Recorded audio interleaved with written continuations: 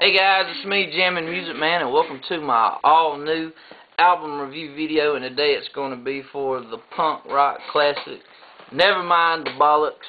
Here's the Sex Pistols by the Sex Pistols. And today I'm just going to go through the track listings, the feel of the album, and whether or not I recommend you picking up the album or not. But let's do a little quick backstory of the band. The band's origins go all the way back to a short-lived band called The Strand. And Steve Jones and Paul Cook happened to be in that band. And they were friends with a local store owner by the name of Malcolm McLaren, who happened to be the notorious band manager.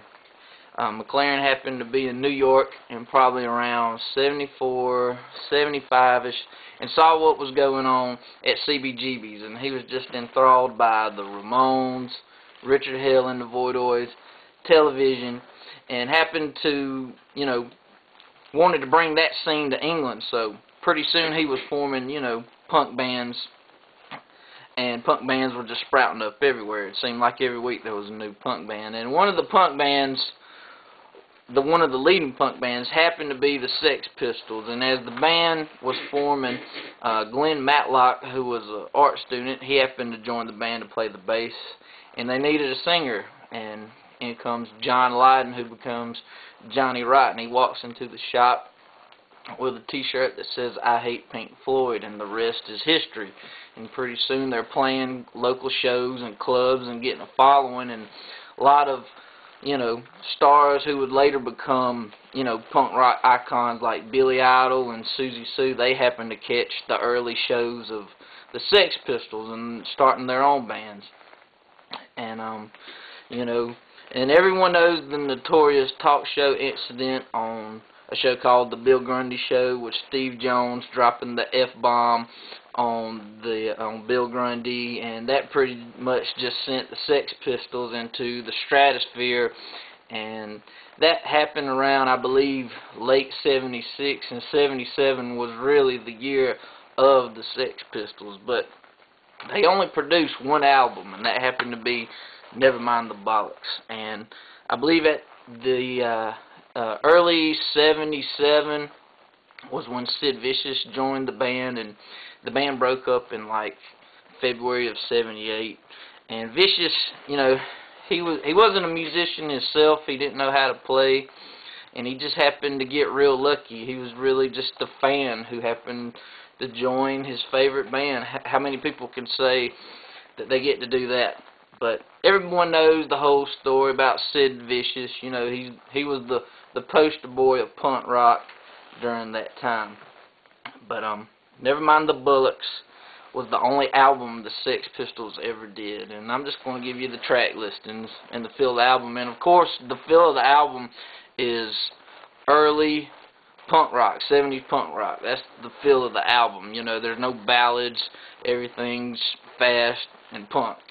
And the album starts off with a great track called Holidays in the Sun, which kind of pokes fun at, British life, the Berlin Wall, stuff like that. Number 2 is Bodies, which is the only song that Sid Vicious plays bass on.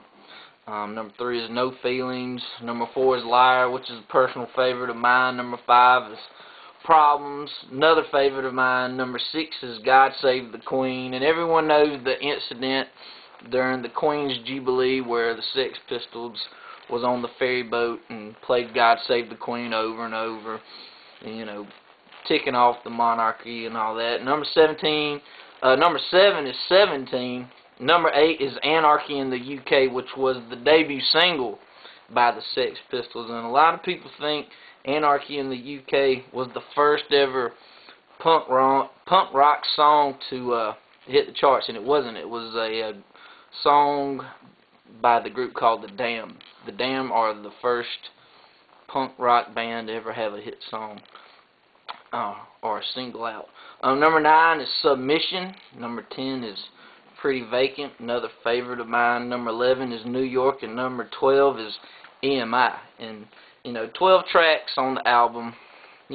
All these songs are punk rock classics, and 5 stars if you're a fan of 70s punk rock.